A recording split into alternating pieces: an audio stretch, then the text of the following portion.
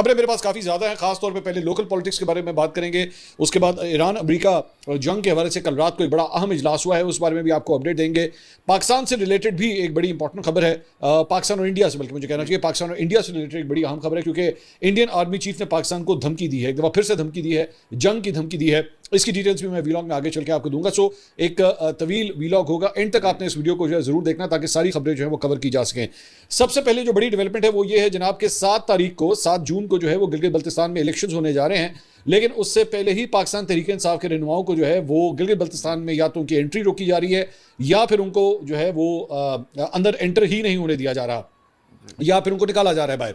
तो ये एक नया सिलसिला जो है वो शुरू हुआ है, और पिछले 24 घंटे के अंदर एक और डेवलपमेंट जो हुई है वो ये है कि साबिक स्पीकर कौमी असेंबली असद कैसर जो स्कर्दू जाना चाह रहे थे, और उन्होंने जो है वो इस्लामाबाद एयरपोर्ट से वहाँ पे सफ़र करना था, वहाँ पे उनको पुलिस ने रोक लिया और उनको कहा कि जी आप जो है वो मज़ीद आगे नहीं जा सकते। बल्कि उनकी वीडियो भी जो है वो सामने आई, उसमें उन्होंने पुलिस एहलकारों के साथ मुकालमा किया। उन्होंने कहा रोड आप लोगों ने हमारी वजह से ब्लॉक किया हुआ है, लोगों को क्यों अजाब देते हो, हम साइड पर खड़े हो जाएंगे, बस हमें बता दें कि आपने नहीं जाना। आम लोगों और मुसाफिरों को तकलीफ है, लोगों को तकलीफ ना दें, लोगों को जाने दें, हम तो वैसे ही आदी हैं।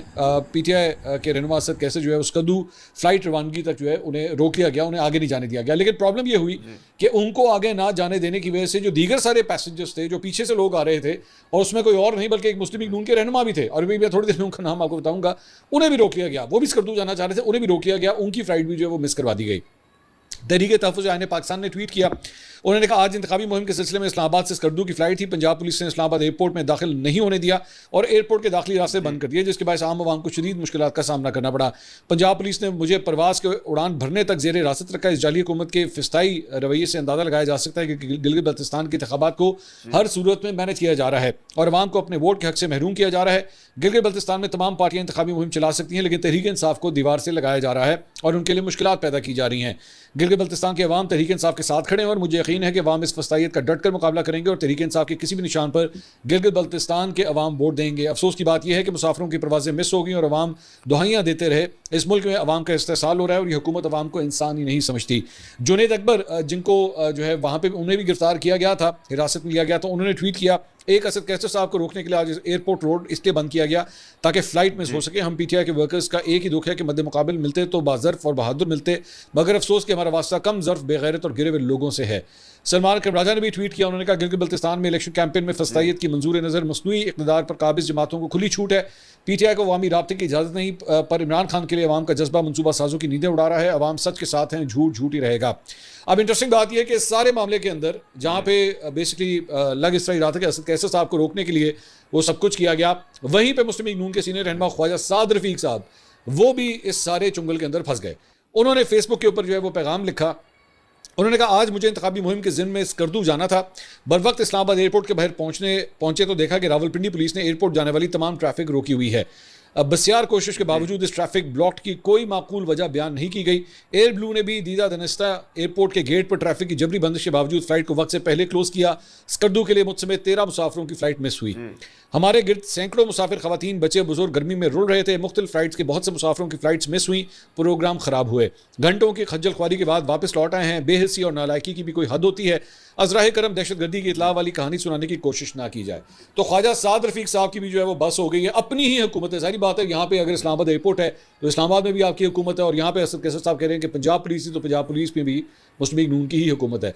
तो मुस्लिम लीग नून के अपने रहनुमा जो है, मतलब एक सीनियर रहनुमा जो है, वो अपनी पार्टी की हुकूमत से भी अब तंग आ गए हैं कि जनाब इससे ज़्यादा बेहिसी और नालायकी क्या होगी कि आप इस किस्म की हरकत करें। अब ये फैक्ट है कि भाई आप अगर ठीक है, आप पहली बात तो मैं दोबारा मेरा यही ओपिनियन है, किसी भी सियासी रहनुमा को कैंपेन करने से जो है वो नहीं रोका जा सकता।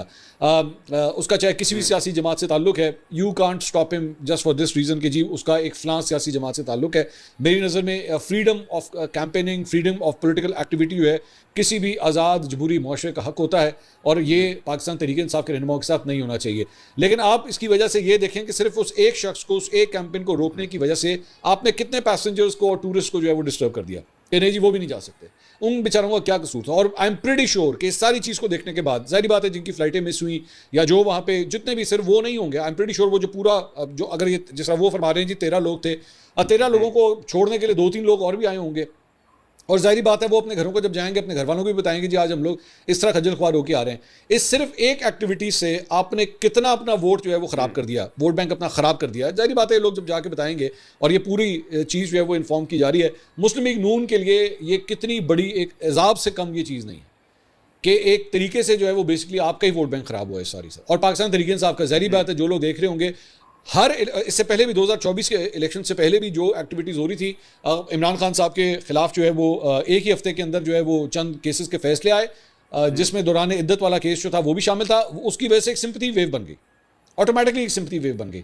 यहाँ पे भी गिलगित बल्तिस्तान के अंदर जो है शायद पाकिस्तान तरीके इंसाफ का उतना वोट बैंक ना होता, लेकिन इस तरह कर करके इसको गिरफ्तार कर उसको रोक, पहले जुनैद अकबर हो गए, उसके बाद अभी असद कैसर हो गए, ऑटोमेटिकली एक सिंपथी वेव जो है वो क्रिएट की जा रही है।